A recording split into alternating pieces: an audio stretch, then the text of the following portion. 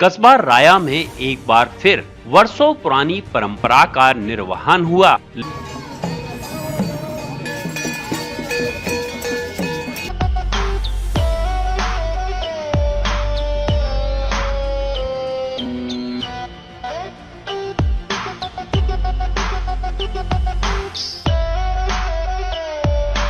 लगभग 140 वर्षों से चली आ रही परंपरा का इस बार कोरोना काल में शांति पूर्वक निर्वहन किया गया, लेकिन लोगों पर कोरोना का कोई खास असर नहीं था।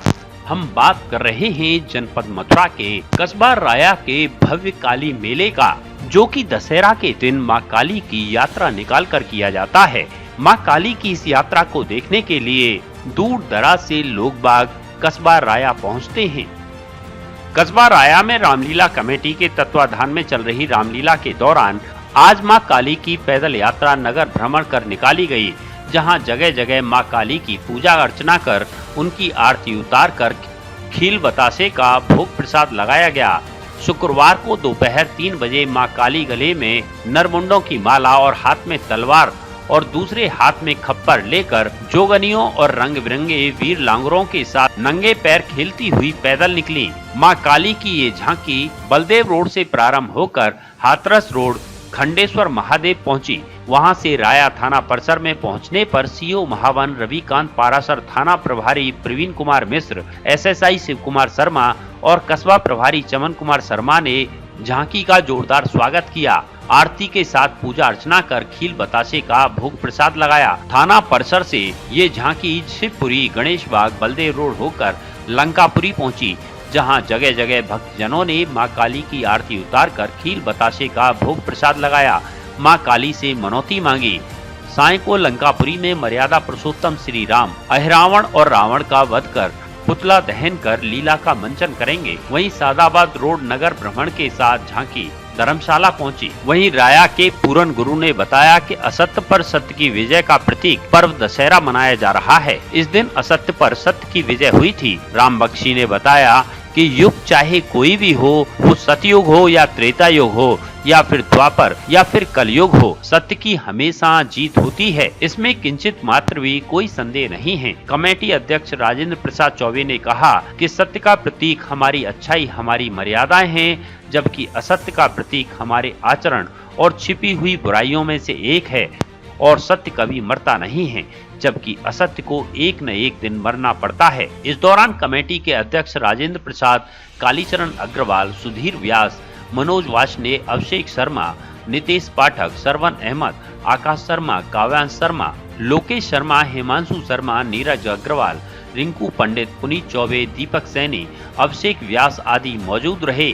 मेला में सुरक्षा व्यवस्था की दृष्टि से थाना प्रभारी निरीक्षक प्रवीण कुमार मिश्र, एसएसआई शिव कुमार शर्मा और कस्बा प्रभारी चमन शर्मा में पुलिस बल के साथ मौजूद रहे।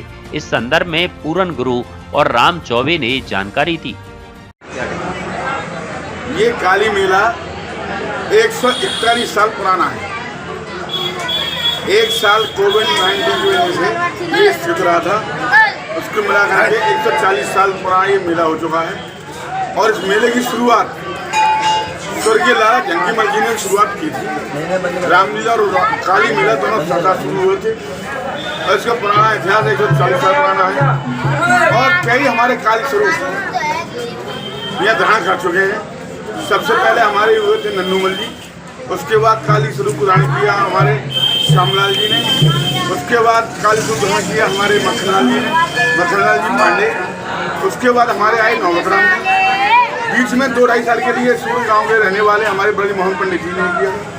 उसके बाद लगातार 39 साल राम कुमार उपाध्याय कन्हैया गुरु उन्होंने हुए और 39 साल जो है काली स्वरूप धारण किया। उसके बाद 2 साल पहले उनके जो है स्वर्गवास हो चुका है।